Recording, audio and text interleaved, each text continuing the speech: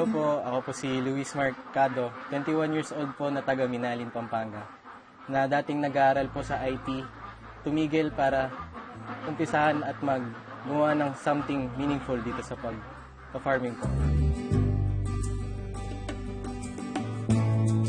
Dahil po sa pagtuloy-tuloy ng pagdating po ng crisis at saka patuloy-tuloy din pong pagtaas ng presyo ng mga bilihin, kaya kinailangan na po natin ng pagbabago. Naisip po namin na sobrang grabe naman po yung pagtaas ng presyo na wala na pong perang bumabalik sa bulsa po namin sa kapalit ng pagod at pawis na binibigay po namin sa mga alaga.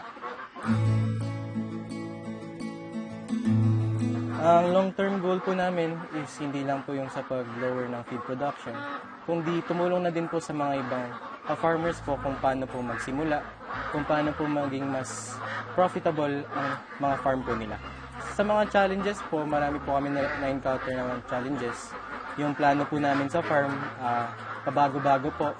Nagsimula po kami mag-alaga sa itik, tapos lumipat po kami sa manok, tapos bumalik po ulit sa itik. Tapos ngayon po, nasa pegging duck na po kami na gumagawa po ng feeds.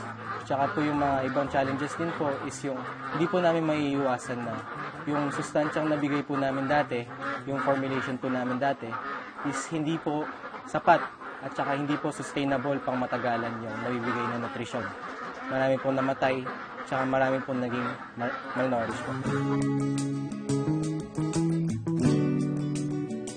Marami pong benefits makukuha ang alaga namin sa sarili po naming feeds. Katulad na po yung nutrition po nila, sarili po naming gawa, at saka naka-percentage na po yun sa formula po namin. Kaya masasabi po namin na sapat po yung kinakain po nila. Talagang makikita po namin kung tama po yung pinapakain namin at saka kung gusto po nila. Ang agriculture po, yung chances po na nakikita ko is sobrang laki po.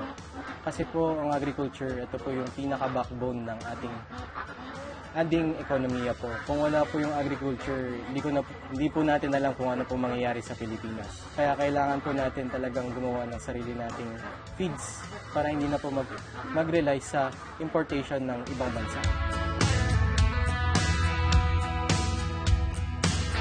Sa mga kabataan po, gusto ko talaga pong iparinig sa kanila na hindi po mahirap at hindi po dapat pandiriin ang agriculture po. Napaka-importante po ng agriculture sa ating bansa. Tsaka po sa mga iba pong ka-farmers na gusto ko po sabihin sa kanila na huwag po tayong matakot gumamit ng iba't ibang resources na nasa paligid po natin. Gamitin po natin ito para makatipid po tayo at maging mas profitable ang ating farm po.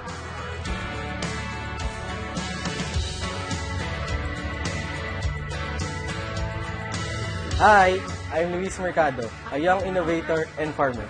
Please subscribe to Video Stories for more videos and stories.